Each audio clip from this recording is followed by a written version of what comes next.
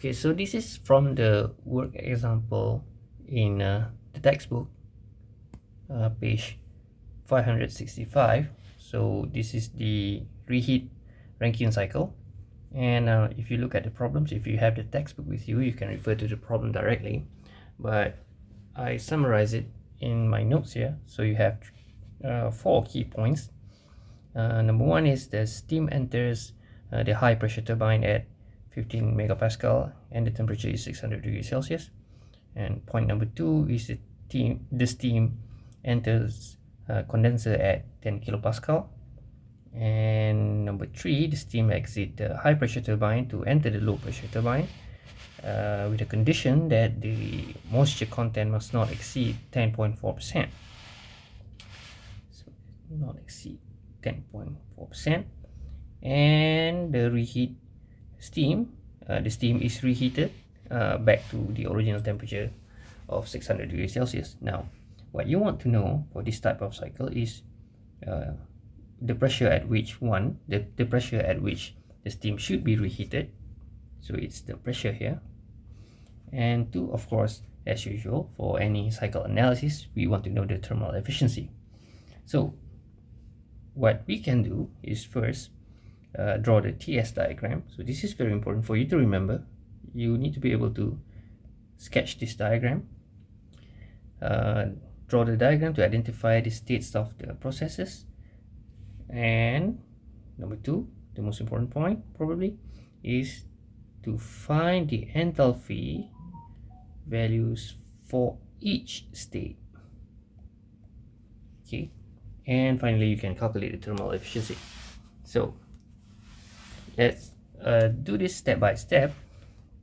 And the first one is for you to be able to sketch the TS diagram. So I have sketched the TS diagram here for your convenience, so that we don't have to do this over and over again. So if you observe the TS diagram, you can see that it starts from the pump. Okay, so it starts from here. Okay, this is the condition 1, and the liquid is pumped up until condition state 2, and this is normal. This is the same as the original ideal Rankine cycle. So step 1 to 2, process 1 to 2 is isentropic pump work, the work done by the pump. So this is a very simple to understand. And from 2, the water is heated under a constant pressure of 15 megapascal. So from 2 to 3, this is the line for a constant pressure at 15 megapascal. So 2 to 3 is the heat addition, and the heat addition is at the boiler. Now, this is where the problem gets interesting or tricky, depending on your point of view, where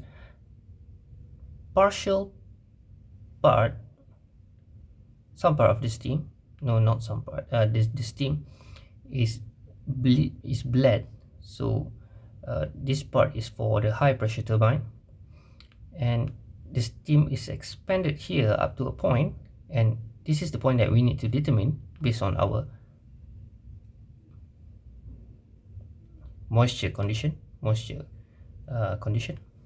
So, and then after that, the steam is reheated back into the boiler to from step 4 to 5. So if you look at the process there, 3 to 4 is the high pressure turbine expansion, which is isentropic, and 4 to 5 is the heat addition by reheat. And you get 5 to 6 back as the turbine, low pressure turbine expansion, which is also an isentropic process. So here we have 6 states, 1, 2, 3, 4, 5, 6, and we're going to work a little bit backwards from the original, the ideal Rankine cycle, because we have the moisture requirement. So the moisture requirement is below or equal to 10.4%. So the steam quality at 6, so steam quality at this point at 6 should be, steam quality should be 1 minus 0.14, and that is 0.896. And if you refer to our table A5, that is for the saturated liquid, at pressure P6, which is the pressure at a condenser, so the pressure is 10 kilopascal, you have the entropy for the fluid condition to be 0.6492, and the in-between entropy is SFG at 7.4996, and the enthalpy at 6 is 191.81 kilojoule per kilogram, and the in-between phase of the entropy value is HFG, that is 2392.1.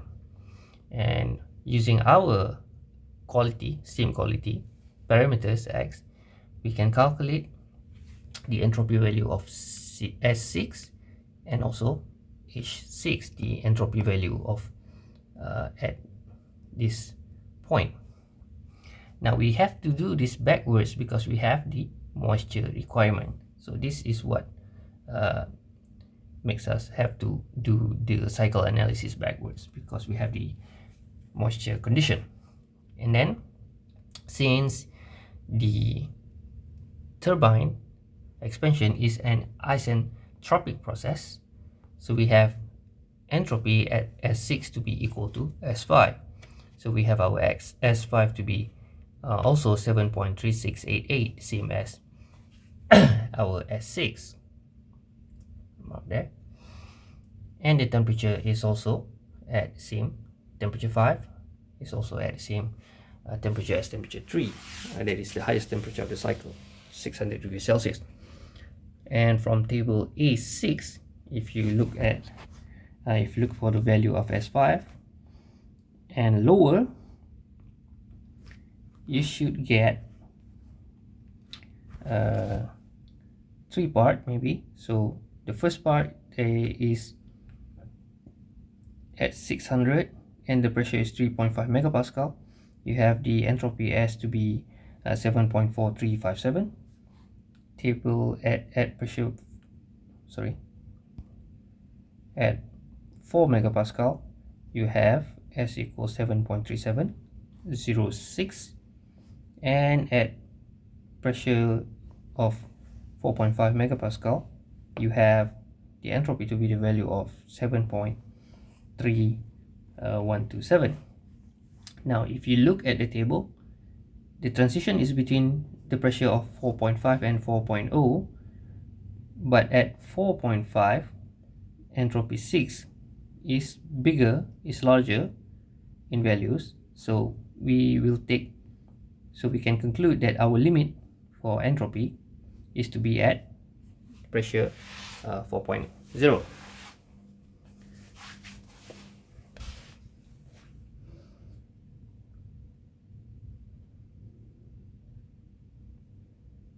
Again, remember the temperature is 600 degrees Celsius. So this will be our S5 because this is the limit of our entropy values to maintain the moisture content. So from the same table, we can conclude that the pressure P5 is 4 megapascal and the reading of the enthalpy is H5, which is H5 is 3674.9 kilojoule per Kelvin. The next step is to look at state 1. So we start from 6 and 5, the last process, and now we can turn back our attention to our first state, that is state 1 to state 2. And this is similar to the original Rankine cycle, okay, where you have the table. You can get the value from table A5 for saturated liquid. So at P1 equals 10 kilopascal, you have H, the enthalpy HF is 191.81 kilojoule per kilogram, and you can also have the volume. Volume at this pressure is 0.00101 cubic meter per kilogram. And for state 2, here you have the water to be pumped. You have a work done by pump to pump the water up to a pressure of 15 megapascal. Okay, and this pressure P2 is also equals to P3, because from our TS diagram you can see that this is basically a constant pressure heat addition in a boiler. So P2 is also 15 megapascal, the same as P3, and because this is an isentropic work from the pump, we have our entropy S2 to be equals to S1, which rule out the use of table A5, because this is not the original condition to use the table for lookups. But from the definition of work done by pump, we can calculate the work first, which is here. Okay, we can assume the volume 1 is almost constant, and the only difference is the pressure. So the difference of the pressure is pressure 2 minus pressure 1, pressure 2 minus pressure 1 over here. And if we calculate the whole equation, then we have 15.14 kilojoule per kilogram. And of course, from the TS diagram, we can also see that the work done by the pump is the difference between enthalpy at 2 minus enthalpy at 1. So from that definition, we can use work P to derive the enthalpy at point 2, which is from the algebra we have 206.95 kilojoule per kilogram. Now for state number 3, we can take the data from the table directly, because we just sort the line at constant pressure. So the condition there is P3 is 15 megapascal, and the temperature is 600 degrees Celsius. So if you look at table A6, for the pressure equals 15 megapascal and the temperature is 600 degrees, you can have our directly get our values for enthalpy and also the entropy. Now at state 4, this is where we need to do some interpolation. State 4, the pressure is 4 megapascal, because we got this pressure from the condition of the moisture.